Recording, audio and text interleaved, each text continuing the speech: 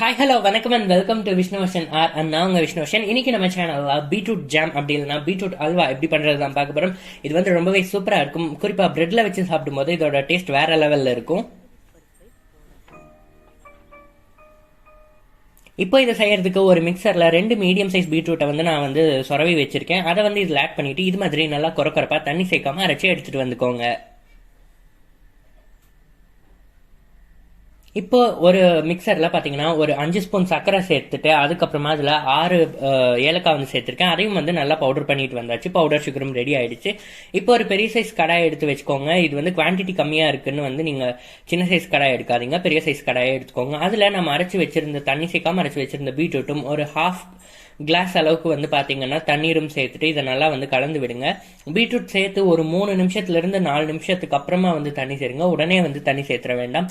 இப்போ ஒரு தண்ணி சேர்த்து ஒரு 5 நிமிஷத்துக்கு அப்புறம் பாத்தீங்கன்னா 1/4 லிட்டர் பால் வந்து நான் இதில் ஆட் பண்ணியிருக்கேன். பால்லேயே இது நல்லா கொதிச்சு வரும்போது தான் வந்து இதோட ஃப்ளேவர் அண்ட் டேஸ்ட் வந்து ரொம்ப ரொம்ப சூப்பராக இருக்கும்.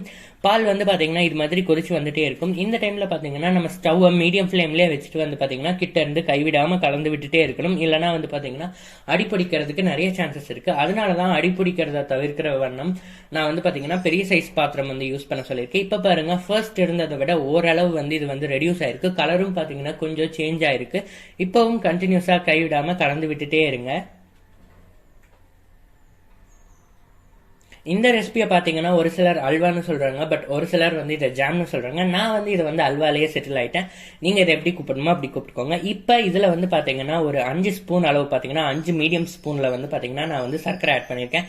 சர்க்கரை ஆட் பண்ணும்போது அந்த சர்க்கரையில இருக்க தண்ணி வந்து வெளியில விட்டு இன்னும் கொஞ்சம் வாட்டரி ஆகும். நம்மளோட அந்த ஜாம் ஆர் அல்வாங்கிறது இன்னும் கொஞ்சம் வாட்டரி ஆகும். ஸோ அதையும் கலந்து விட்டுட்டு நம்ம இதுக்கு முன்னாடி அரைச்சி வச்சிருந்தோம் இல்லைங்களா சர்க்கரையும் ஏலக்காயும், அதையும் வந்து இதில் நம்ம ஆட் பண்ணிட்டு மறுபடியும் நல்லா வந்து மிக்ஸ் பண்ணி விட்டுக்கிறோம். இப்போ ஓரளவு லைட்டாக திரண்டு வர்ற கன்சிஸ்டன்சி வந்ததுக்கு அப்புறமா 2-3 ஸ்பூன் அளவு நெய் விட்டுட்டு மறுபடியும் நல்லா கலந்து விடுங்க.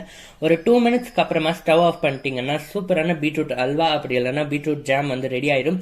இதை வந்து பிரெட்ல வச்சு சாப்பிடும்போது ரொம்பவே சூப்பரா இருக்கும்.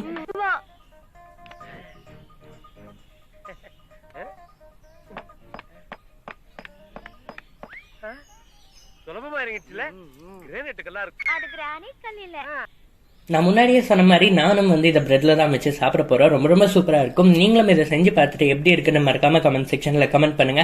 அதுக்கப்புறமா நம்ம எடிட்டர் தேவையில்லாம நடுவில் நிறைய காமெடி கிளிப்ஸ் எல்லாம் இன்க்ளூட் பண்ணி என் அல்வாவை டேமேஜ் பண்ணியிருக்காரு. ஆனா என் அல்வா டேமேஜ் ஆன அல்வால ரொம்ப ரொம்ப சூப்பரா இருந்தது. நீங்களும் செஞ்சு பாருங்க. தேங்க்ஸ் ஃபார் வாட்சிங். நன்றி, வணக்கம். இந்த வீடியோ பிடிச்சிருந்தா நம்ம சேனலுக்கு சப்ஸ்கிரைப் பண்ணுங்க.